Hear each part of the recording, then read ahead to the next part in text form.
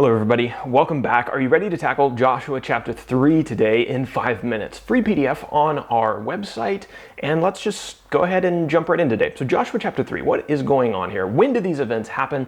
Well, you may already know the Israelites were in the wilderness from approximately 1490 BC to 1450 BC, which places the events that are recorded in this chapter at approximately 1450 BC, a few days after the death of Moses, which was what we concluded the book of Deuteronomy talking about. So only a few days have passed since Deuteronomy ended. So in terms of our characters, as I mentioned in the last video, I've removed the Israelites. Just know that the Israelites are going to be, kind of the center of a lot of the stories moving forward. So they're there unless I say otherwise. Now, Joshua is our first main character that I have listed here. He was Moses' longtime assistant, and he took over the job as leader of Israel from Moses when Moses died. God appointed him into that position. We're also going to talk about some priests, some special priests. These priests were in charge of carrying the Ark of the Covenant, and we'll see why that's important later. But there's a specific group of priests that were in charge of carrying the Ark of the Covenant and the holy things. They were known as the Kohathites. They were from the family of Kohath. All right, look down at our map now, and we'll talk about where in history, where in the world did these things happen. The Israelites broke camp at Shittim, which was where they had been camped at the beginning of the book. They moved from Shittim to the banks of the Jordan River, across from the city of Jericho. Now, we are also going to talk about a miracle that takes place in this chapter. The waters of the Jordan River were stopped up, and they were specifically stopped up at a city called Adam. A-D-A-M. That'll come into play as we go through our outline section. But just remember that city. It is on the map, and you'll be able to better maybe picture what's going on in the miracle if you remember that city.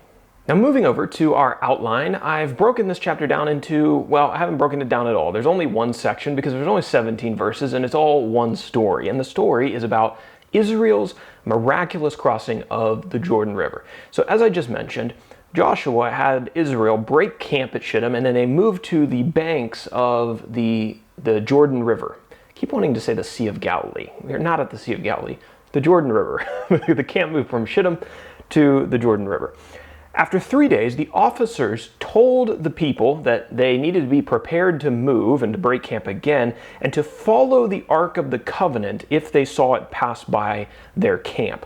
They were supposed to follow the ark no closer than 2,000 cubits, which is about 3,000 feet or about 915 meters, and the ark would guide them to the location of the river crossing.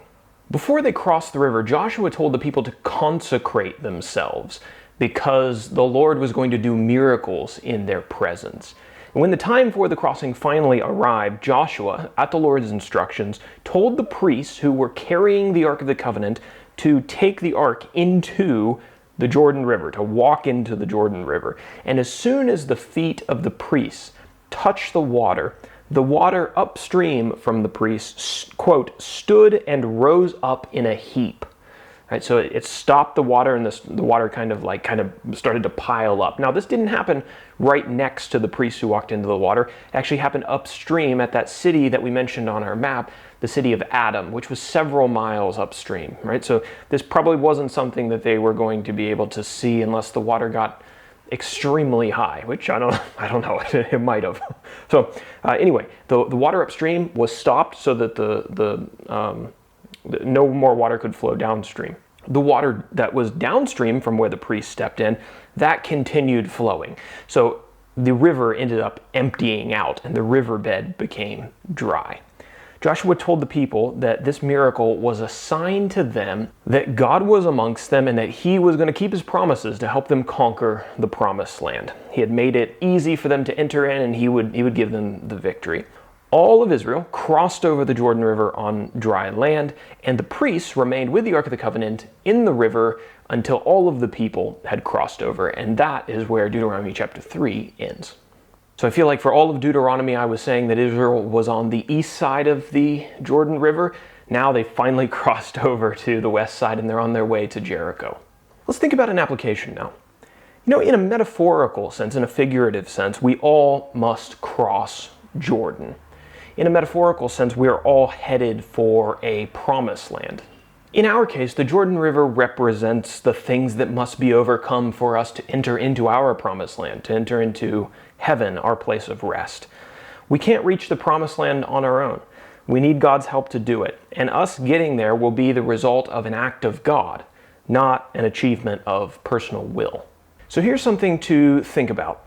As you study the Old Testament, try to remember stories like this one found in Joshua chapter 3.